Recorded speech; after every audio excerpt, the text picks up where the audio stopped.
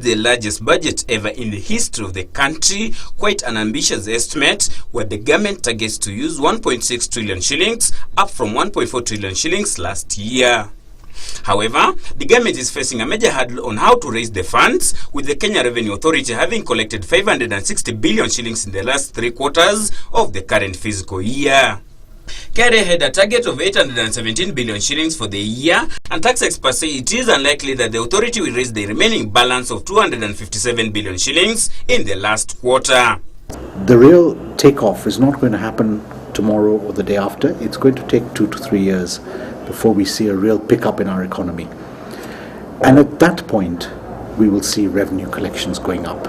So I would expect the new Commissioner General to build capacity in the Revenue Authority by increasing the numbers and of course training the tax collectors in more advanced tax systems, especially transfer pricing and collecting taxes from specialist industries like the oil and gas, for example.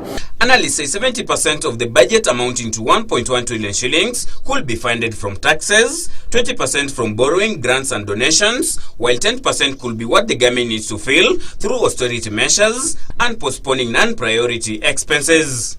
What I'm saying is that you need to go through what you're spending and say, do you actually need to spend this?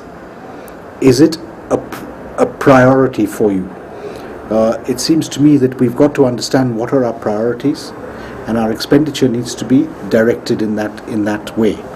They agree that KRA needs to tighten the tax system and enlarge the tax bracket if it is to meet this financial year's targets. My first suggestion would be focus on the informal sector. The infamously referred to the Juakali sector account for like 60% of the business community in our country, but the tax revenue emanating from this sector is not commensurate with that. So when the economy grows by about 15 to 20% in what they call nominal terms, then even government revenue altogether rises by the same level.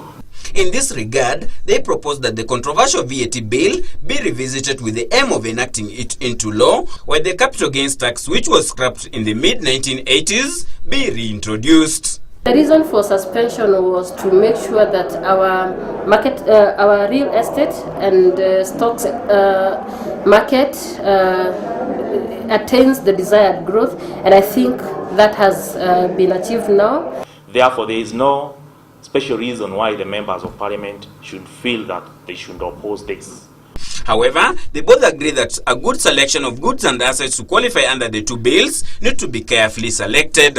And the idea behind introduction of this tax exemption was to protect the vulnerable members of our society, but we've seen that these exemptions accrue to investors and business people who have the capacity and are willing to pay taxes. Although currently the public debt is too high, hitting close to 1 trillion shillings, tax experts feel that donor funding should still be factored into the budget because of Kenya's current economic situation, as well as huge funds needed to fund both national and county government operations. In all this, when you add up what they expect from tax revenues, from other sources of revenues, from the loans they can get, the donor funding, the aid appropriations, there's still a gap of about 280-300 billion. Now that they're expecting to finance by the debts just being rolled over. However, accounting experts from PKF feel this is not the direction to go. The total number of shillings available which should be roughly 15% more before you borrow a single cent from anywhere. Whatever direction the government plans to take in raising the 1.64 trillion shillings to fund this year's budget, it remains clear that KRA has to do more in tax collections if the government is to initiate development projects in the next financial year. Reporting for the Eye on the Budget 2013-2014, I'm Stanley Wabomba.